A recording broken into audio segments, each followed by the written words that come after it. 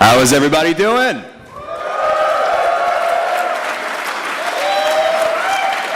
That's what I like to hear. Well, for those of you who don't know, I'm Val Staples, the event director for PowerCon. I'm so happy so many of you are here today. We have a very special panel today. And I know a lot of you are confused as to what this panel is about. Well, I'm kind of confused myself, and I'm eager to find out. But I'm not the one to tell you about it. Instead, let me introduce to you the one and only Kevin Smith.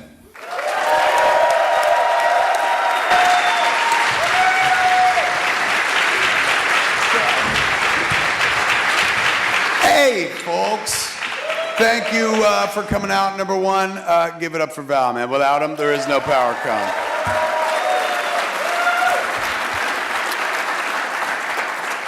Thank you for being here. This is my first PowerCon. Certainly not my first convention period, but my first PowerCon, and a delight to be here. You can feel the fervency. I've spoken to a lot of people. The passion is there. It's really inspiring. But I just want to share a quick thing that it had happened to me. It didn't happen to me. It wasn't a bad thing. It was a great thing on the sales floor. Not only are we here to talk to Rob today and whatnot and honor him for his work, but also, like, I came to shop as well. So before we got started, I was like, do we have time to go shop? Because there was I saw cells for sale. Animation Inc. Archive is one of the companies that's down there. So went through and picked out a bunch of cells, me and my friends. And the dude who runs the booth, one of the two dudes who run the booth, was like, here, man, look at this one here. And, you know, it's cells of animation from the show. And, you know, I guess in some cases, viewed through the eyes of perverts,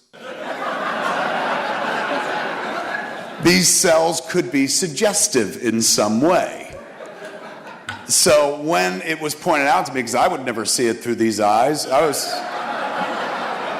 raised Catholic, for heaven's sakes. So when I looked at the cells, suddenly I saw it, and I was like, oh, I guess I know what you mean. And he's like, we're doing a whole series of these. And I was like, what do you mean? He's like, we found every cell, because they've got all the cells from the Filmation archive. They're like, we went through all the cells, and we found all the cells that are remotely suggestive, and we're going to put them under a series called 50 Shades of Grayskull.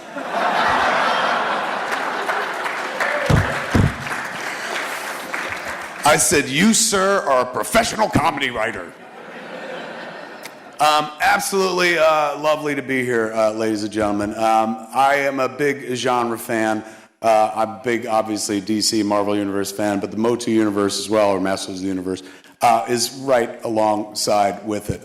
Unfortunately, it came right after I stopped collecting toys. And when I say stopped collecting toys, this is when my mother told me, you're 14, no more toys.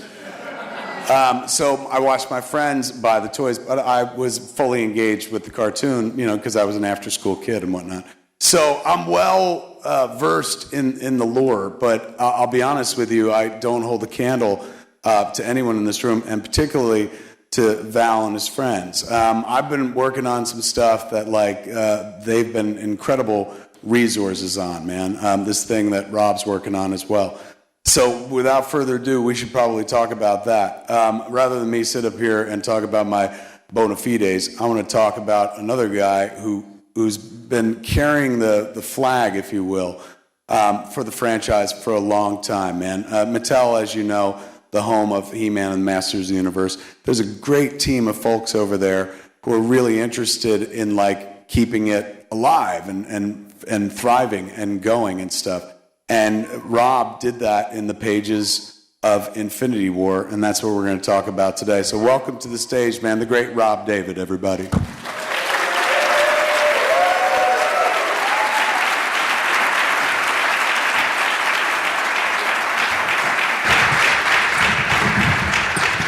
Hello, hello. How long have you been at Mattel at this point? 75 years. No, I have been there for 8 years. And when you got there, were you well versed in He-Man and Masters of the Universe? I was a fan growing up. I played with all the toys. I got into it through the box art, which is what floored me first and drew me in. And I learned to write, I think, by playing with the figures and being like, He-Man! And when I got to Mattel, I've told the story, I actually told this about 40 minutes ago, but they gave me all the Bibles for every show that ever had come out beforehand, and I read them all, and then I realized that you guys are the unofficial Bible of the brand. Just reading all the stuff that you guys say online, that's what really informed me. What was the idea behind the DC series that you did? Was it like, hey man, we just got to keep this in the public eye, or did you have a story that you wanted to tell? I had a story I wanted to tell. I really wanted to tell a story that grounded all the characters we knew and loved and progressed them. I wanted to tell the story we were waiting for, and I wanted to do things where you took someone like Prince Adam and you explored who Adam was in relation to He-Man, and what if there was no Adam, what would He-Man be then, and what if Skeletor got the power, and what's the destiny of Tila? I wanted all of the factions to come together and tell our own Ragnarok, before there was a major motion picture Ragnarok, that kind of a story to move the ball forward and really satisfy things that we remember from the original. How do you get Adam's voice down? In print, it's one thing when you're watching the show, clearly the actor could inflect and whatnot, but how do you get it down on the page? Because that was one of the things I really liked. I'm not going to say it's easy to nail He-Man because that sounds dirtier than I meant it, but it's harder to grab Adam because Adam represents us. When we sit down and watch the show, we want to see the heroics, but Adam is our way in. How do you handle that in this day and age? It's much easier when you would watch the show because everything is moral oriented. But when you're just kind of I'm just going to tell a story where at no point during my story do the characters have to turn to the camera and explain the moral of the story. How do you write the hero at that point? Yeah, I think with Adam, he's like you say, he's tough also because he's usually he's the center of the circus in a way. He's and everybody else around him gets to be wacky and wild and crazy and kooky, and he's more of the kind of the straight man. But I think what makes him so special is that he's us. He's all of us. He's he is. You look at him on the surface, and you wouldn't think much of him necessarily, aside from the fact that he was born a prince, which is not a bad thing to happen to somebody.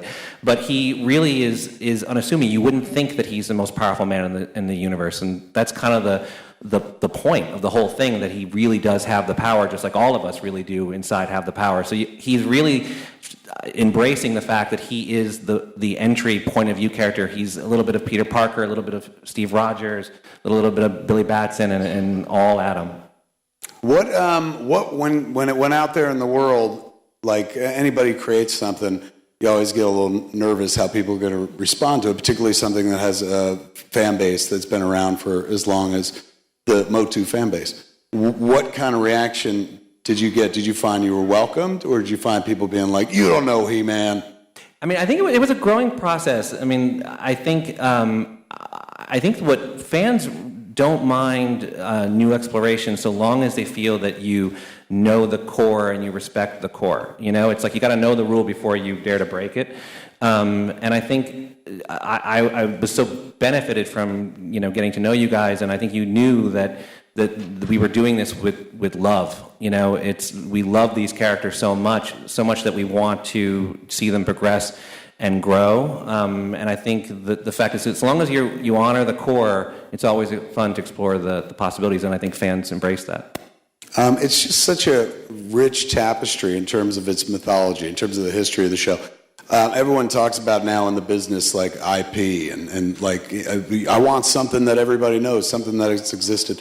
This is something that has a turnkey universe to it. Absolutely. Just like how, one day Marvel figured it out and turned on their cinematic universe. DC took them a minute, but they turned on something as well and whatnot.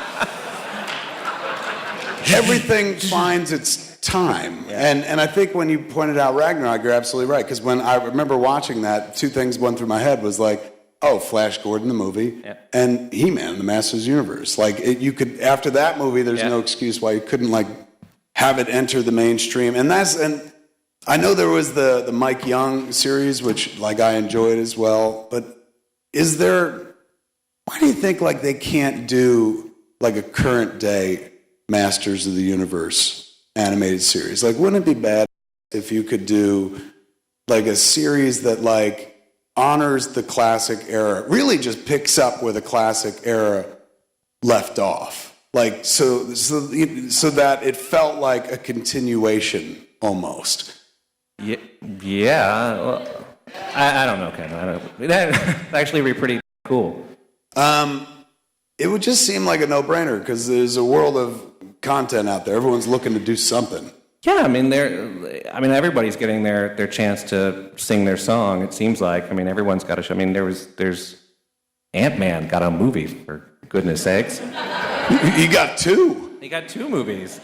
I know. Look, this is about as close as I'll ever get to the throne. So I could pitch to you, like for like you represent Mattel. I'm not pressuring you in as much as like if it's a bad idea, it's a bad idea. But like if I had a good enough idea, would you take it seriously? All right. Okay. I'm cool. Really? It's kind of like being proposed to in public. All right. Whole thing's in black and white. No. It's different. It's bold. You'll just make the characters pop more, you know what I'm saying? No, here. If I was going to do like a modern day Masters of the Universe cartoon, I'm a purist, so I would want to do like the episodes they didn't do that I like always hoped they would. Like, you know, man, Skeletor, there's never once where I was like, man, Skeletor came close. You know what I'm saying? Like, and every time I watched an episode, tragedy, really. Yeah, it was a lot of but not, but like, wouldn't it have been bad if like he got way closer? Like, what if like, this is my dream, okay? I'm not saying like take this and make it dark. I don't think you have to make something dark to make it modern or new, but I think you can tell a story with Masters of the Universe that felt like the be-all, end-all story. Felt like almost the conclusion to the classic era. Feels like the... Give us the story we always wanted to see, is what we're trying to go? Yes. And then see where we can go from there? Yes. But in order to do that, one would have to have like a pretty amazing partner. Because you guys don't have a channel of your own, do you? No, it's like we need some type of a streaming service, like an SPOT player. Does anyone... Well, the thing is, Masters of the Universe, when I was a kid and when we were all younger, was available like at the drop of a hat, like after school, generally speaking, and stuff. We knew where we could find it. But it's a different world now. I wouldn't even know what network that was on, like what it was back in the day, so I wouldn't even know how to find it. So you'd have to send people to a place that's different, man, not like TV, something better than TV.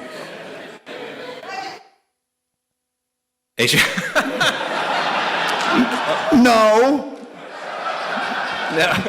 Not so much HBO. Some other place, I think. Netflix? PowerCon? Here would be my wish. I wish to God that we could do like a Masters of the Universe series at Netflix. There. I said it.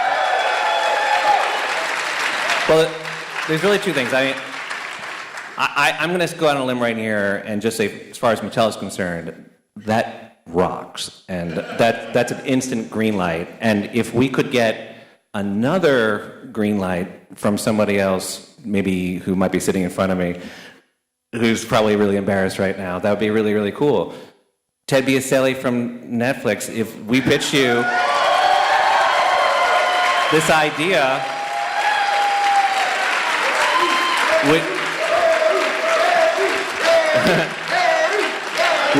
oh my God!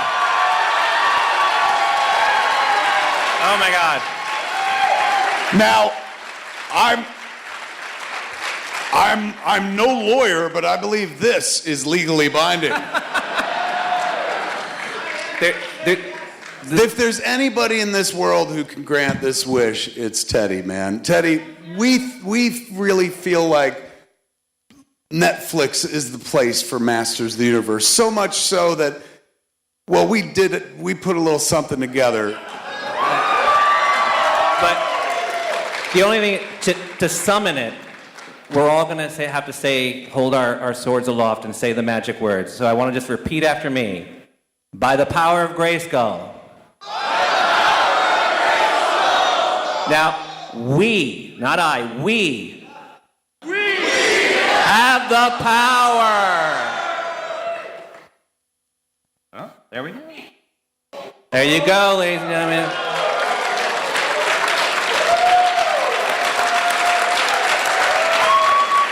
Ladies and gentlemen, original Netflix anime series, Masters of the Universe Revelation.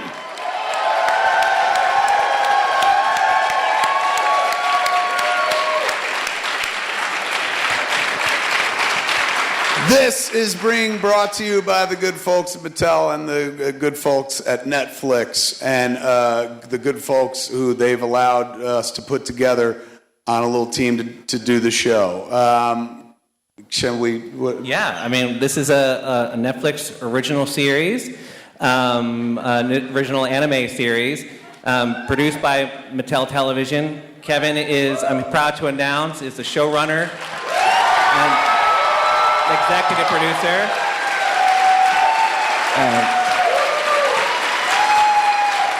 Thank you. Thank you. Well, remembering, temper this, I did make yoga hosers. So, let's hope for the best. Yeah, ladies and gentlemen, the really nice thing is we get to have fun and play in the MOTU sandbox and stuff. But I'll be honest with you, the good folks here at PowerCon have made it largely responsible in many ways. Val and his friends in He-Man.org have created an invaluable resource that me and the writers have been tapping on a regular basis. Fandom has kept this alive, and fandom is going to feed the thing. We're not making something that's like, we're reimagining it through the prism of the guy that made Mallrats. Not at all. Not at all. We are honoring what has gone before, man, and everybody on this team feels that way. It's the purest thing you're going to see next to what you used to watch when you were a kid, man. We're going to give you the episodes that you always wanted to see. And I've seen the outline. We've been working on it for a while. I've seen character designs. We have amazing stuff planned for you, man. It's really, really cool. Very cool. I just want to I want to echo what Kevin's saying and put in the context. Masters is back, okay? It is, we've been talking about this for many years now and what it means to raise the big tent of this franchise. The tent is rising, okay? I see a few tents rising. I mean, there'll be no jokes like that in the show, I swear. This could be all meow all the time, I swear.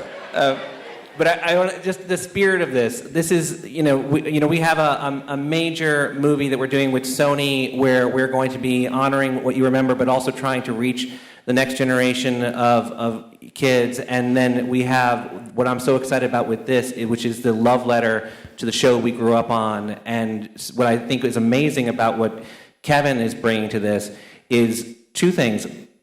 Respect to the material. When I first met you, you were my first choice to work on with this and to showrun this. And I remember going to your house for the first time to try to get you, to see if you'd want to play with me. Well, you had all the best toys. Yeah.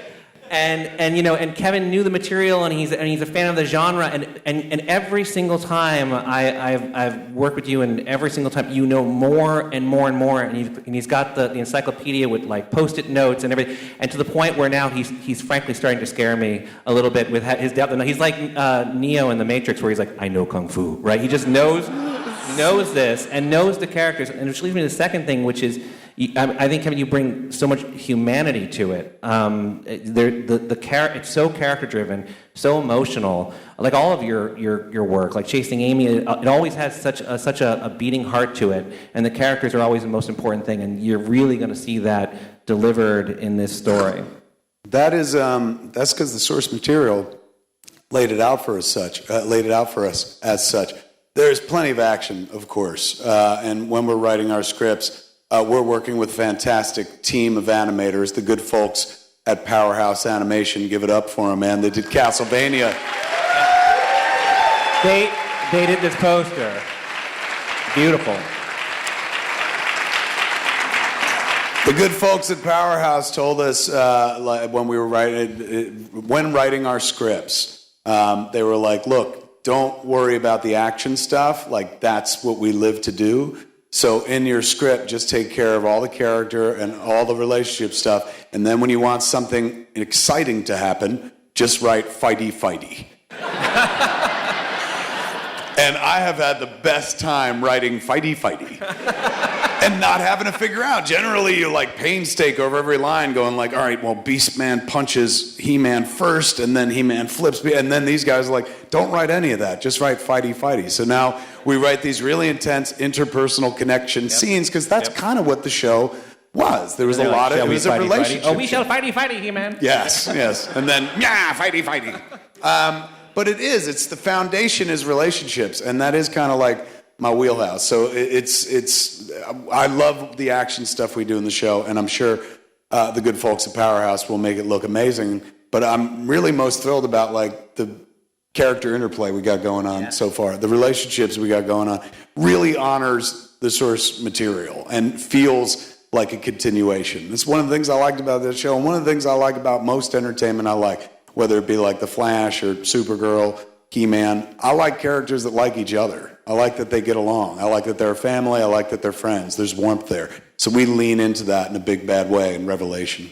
I think that's a great point, because I mean, you said it before. It's not just dark. We're not just going for something dark and brooding and gritty. But that doesn't mean that there's not drama and stakes. I mean, the stakes have never been higher. But there's still humor and warmth, and these characters genuinely love and care for each other, and that's why you care about what happens to them. And we got real human beings behind the show, not just us as well. Can we show them the writers? Yeah. Hey, man, let me introduce you to the folks with whom we're going to be telling this story. Come on up real quick. Tim, Eric, Dia, and Mark. Join us up here, if you will.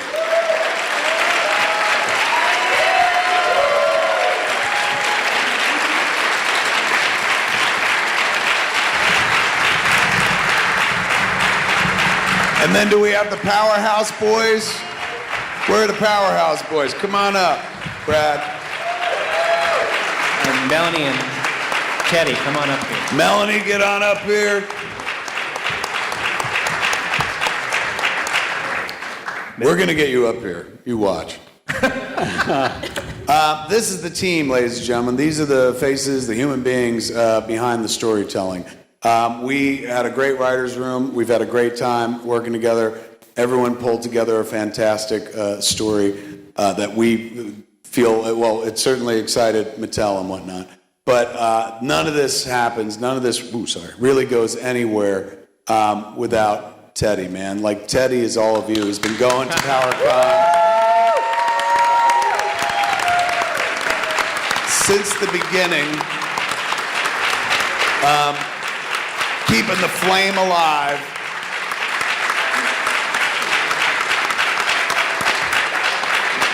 This whole event is meant to embarrass Teddy. Yeah, basically. No, Teddy, like, honestly, like, I've been in the business now 25 years, and mostly in my end of the business and stuff, which is no business whatsoever. But sometimes I go into the mainstream world, and so I've dealt with mainstream folks in corporate world and whatnot. And I've never met anyone like Teddy. He made us so excited to work on something we were already excited to work on. And you know how, like, you always see something that somebody takes from your childhood and adapts, and you'll see a trailer and you're like, oh my Lord, it's going to be everything. And then you go pay to see it and you're like, screwed again. Like, that's because there's generally some exec somewhere who's like, thinks they're smarter than the source material. Like, well, you don't need this. Like, well, that's in the comics or that's in the cartoon. You should change it to this. In Teddy, we found somebody who represents the entire audience. Every time we throw an idea out there, he can yay or nay it and stuff based on being a part of this audience and knowing what the audience wants. So when you hear about stuff like, hey, they're taking something I've always loved and they're going to do it again or something like that, they're rebooting it or they're sequelizing it or they're taking it further, moving the ball. Sometimes you based on history, you're right to be like, ugh, I don't know if they're going to get it. In terms of this project that we're all working on, it will never step off the path because the world's biggest He-Man fan is at the helm. The whole thing exists. The reason that we're going to Netflix is because of Teddy, man. So that's all a way of saying.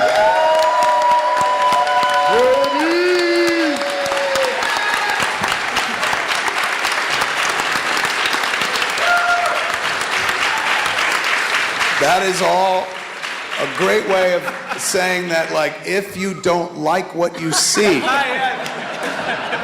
the person to look up is Teddy. Some people have been waiting for a long time for this, and some people don't even know how much they're going to love this until they discover it and whatnot. But you rarely ever get to see the instigator, the face of what puts a thing in motion. Let's get him up here. Give it up for Teddy, man. Come on up here, man. Show him your face, Teddy. Come on. This is the face of fandom right here.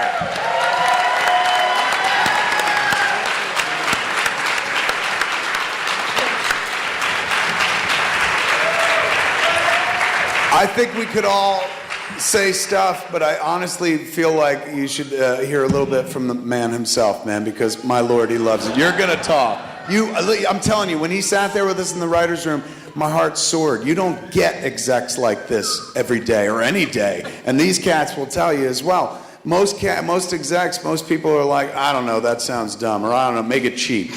This guy was so not that guy. This guy was excited. He was on the floor and crawling forward, talking about, ooh, what if Cringer did that? You know, and like that. So it was astounding and a great creative thing to be a part of. Like, we weren't just handed the reins and said, figure it out and come back to us when you're done. Like, the person who instigated it all came to our meetings, had input and whatnot, and his input was good, like legit great ideas. Every time we sat there, I'd be like, that's a legit good idea. And then I stopped being surprised after the first 20 minutes because he was a goldmine. So he lives and breathes He-Man. There's a very embarrassing photo of him wearing a Snuggie that all the writers pass around amongst ourselves. No, we don't have it in the deck. Oh, it's beautiful. Anytime we're doubting or anytime we're sitting there going like, are we doing the right thing? We just say, do it for him. And so give it up for Teddy, man. Teddy, say something.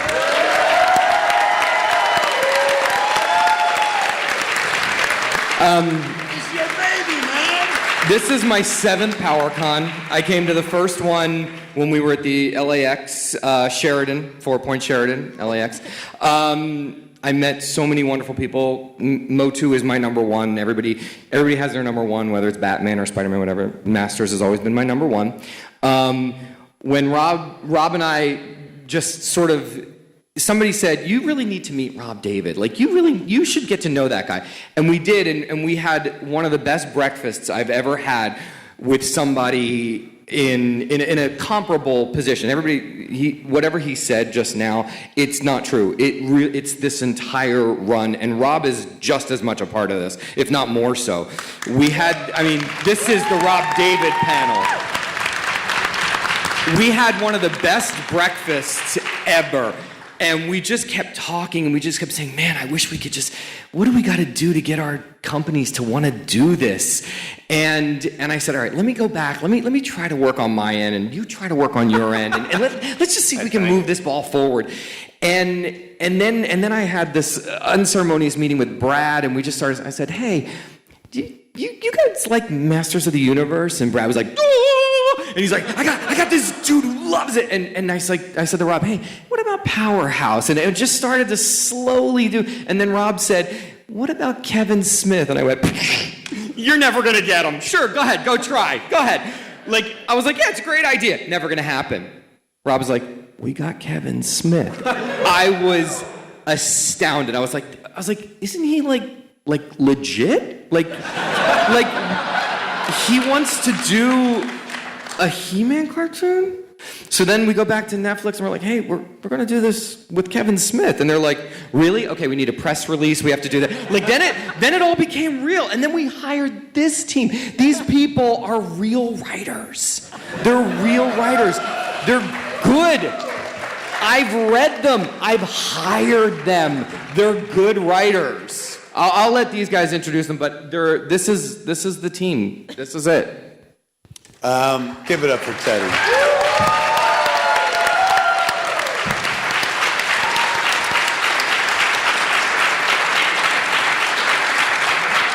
We'll go to the writers next, but let's hit Powerhouse because they're on their feet right now. Yeah. Brad, what do you want to tell them about what this thing's going to look like, man? They did Castlevania. Give it up for these kids. Thank you. So at Powerhouse, we're pretty well known for the fight choreography type stuff that we do. Fighty. And so one thing growing up with Masters, we always wanted to see the fights that we weren't quite allowed to see. You know, the actual sword play and the beating up and people getting thrown through giant walls and all of that other sort of stuff. And getting the opportunity to show the godlike powers of the masters of the universe is just something we really, really wanted to do. So what we're trying to do is get all the imaginary scenes that you had playing with the figures as a kid and get that box art to come to life and really do it the way that the fans have always wanted it done.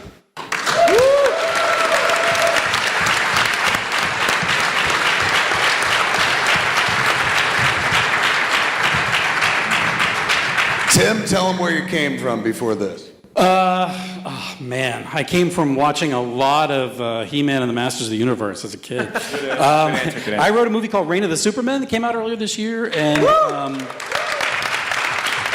thank you. And I just have to, since you're not going to say it.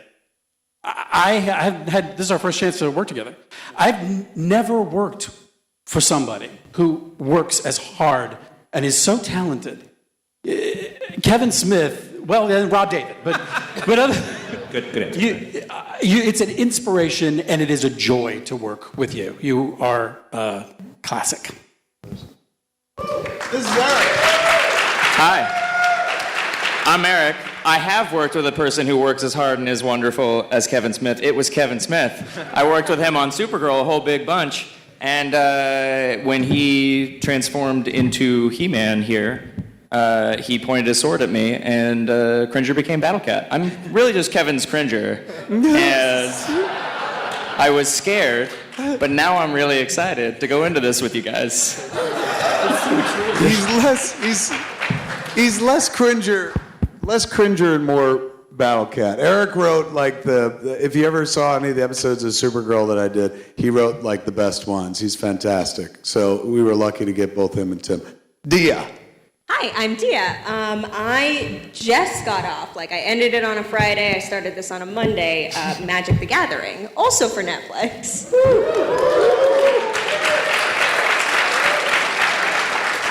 I could also say I really love He-Man along with everyone on the stage, but I also really like you guys because during writing I've been watching a lot of YouTube unboxing videos of toys for the really intricate details, and everyone catches all of them, and I've been watching Pixel Dan nonstop.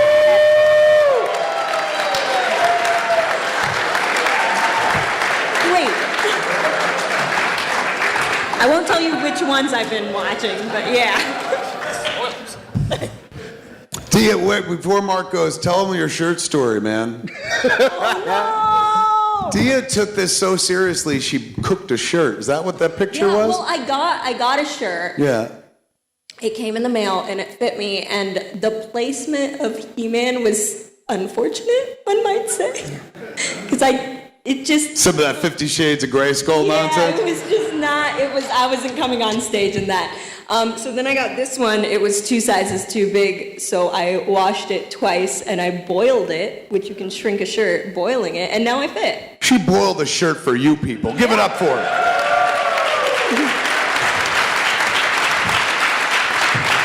Mr.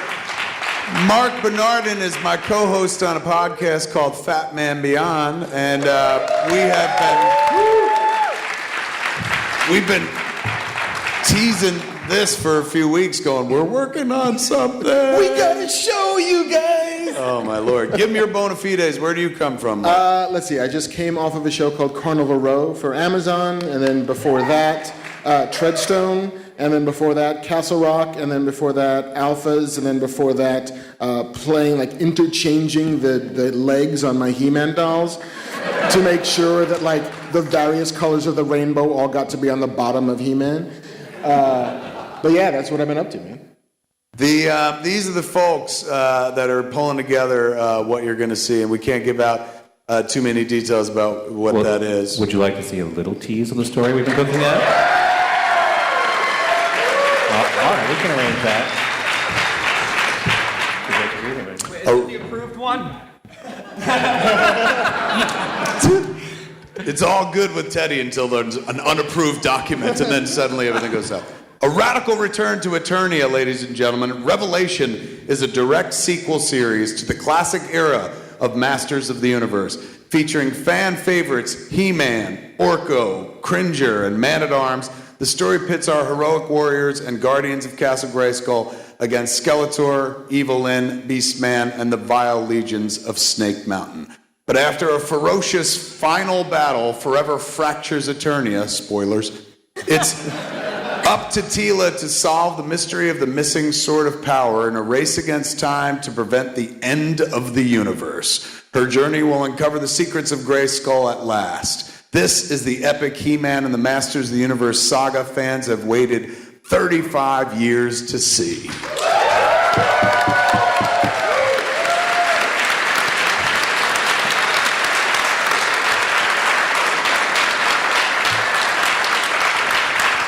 And we have a full, obviously you heard the characters we're playing with, but we've got, of course, many more characters to play with throughout the universe, and they all come to play as well. Will Stinkor make an appearance? Stinkor plays. Hopefully he'll be there.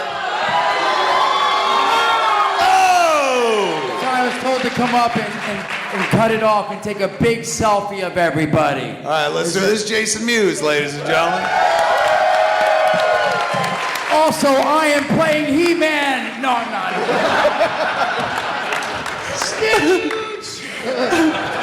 All right, we're going to take a big picture with all y'all behind us, so maybe you all stand up, we can turn the lights on so we can see them and stuff, and we're going to selfie it up. We're trying to selfie it up. Somebody's got a photo.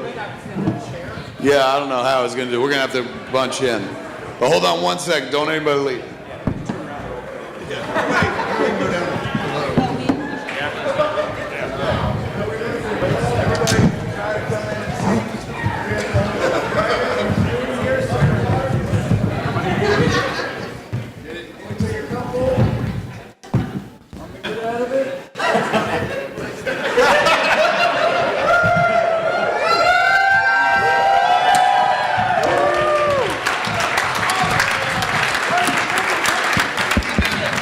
Well done. Ladies and gentlemen, I think, do you have anything else you got to give me? I'm so ecstatic to be able to share this with you guys, and it's such a labor of love, and I just want to say again that all of the passion that you guys have invested and feel for this material over the last 35 years, you guys have been carrying the torch, and now I really want to say we're kicking off He-Man, Masters of the Universe is back, and Mattel is 1,000% committed to unlocking the full potential of all of these characters, from the origin lines of the new figures that are coming out in the fall of 2020, to the movie with Sony, to Kevin Smith working on Masters Revelation, and more to come that we will be back to tell you about sometime soon. This is it, guys. The moment we've been waiting for. Masters is back.